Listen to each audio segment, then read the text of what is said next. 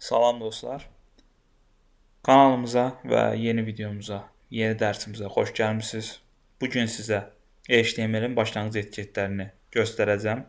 Həmçinin izah edəcəm. Yəni hər HTML səhifəsində olmazsa olmaz doctype HTML, HTML, head, meta, body kimi taqların nə işə yaradığını biləcəyik. Əgər sən HTML öyrənməyə yeni başlamısansa, bu video sənin üçün mükəmməldir. Çünki biz həm nə işə yaradığını, həm də niyə istifadə edildiyini addım-addım izah edəcəyik.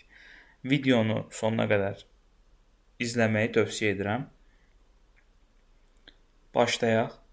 Bizim ilk taqımız doctype HTML-dir. Bu doctype HTML HTML5 standartında yazıldığını bildirir. Yəni brauzerdə. Brauzer səhifəni düzgün göstərməsi üçün əsasən köhnə HTML fayllarında problem olurdu bununla bağlı. Yəni siz belə düşünə bilərsiniz ki, bu sətr hər HTML səhifəsinin başlanğıcıdır. Brauzerə HTML5 istifadə etdiyimizi bildirir. Yəni bu qədər sadədir. HTML language yəni English yazılıb. Nə deməkdir? Səhifənin HTML olduğunu bildirir və burada language yəni səhifənin dili ingilis dilindədir. Azərbaycan dili üçün, türk dili üçün təbii ki, biz bunları dəyişə bilərik, istifadə edə bilərik. TR və ya az kimi yazıb istifadə edə bilərik. Və HTML bütün digər taqlarda bu HTML-in içində yazılır.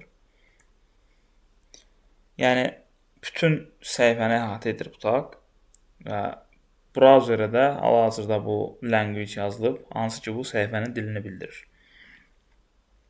Head.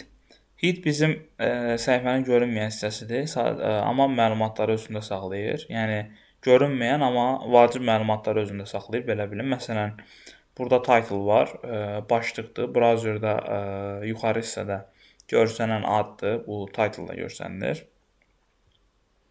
Sonra bu metaname view import var, bu mobil uyğunluqdur.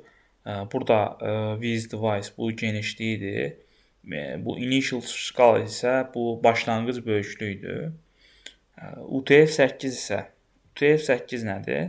UTF-8 hərflərin düzgün göstərilməsi üçün istifadə olunan bir koddur. Adətən proqramlama dillərində falan da bu çox istifadə olunur. Məsələn, ə, ö, ş və bu kimi hərflərin ekrana düzgün çıxarılması üçün istifadə olunur və s. Yəni başqa hərflər olsun, başqa simvollar olsun. Bunu istifadə etmədikdə bəlkə də qarşılaşmısınız bu halda. Məsələn, onun yerinə hər hansı bir simvol, məsələn, sual işarəsi düşür. Yəni o zaman bilin ki, UTF-8 istifadə olunmadığı üçün bu problemlə qarşılaşılır. Bu view importu başa saldıq. Bunu artıq ümid edirəm ki, başa düşdünüz, yəni nə deməkdir. View import bu mobil telefonlar, tabletlər üçün optimallaşdırma edir. With device dediyim kimi ekran genişliyidir. Ekran genişliyini uyğunlaşdırır və bu səhifənin başlanğıc böyüklüyünü təyin edir.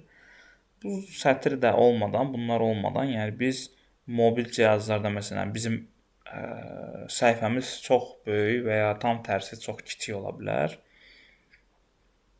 Yəni görsənə bilər, belə deyək.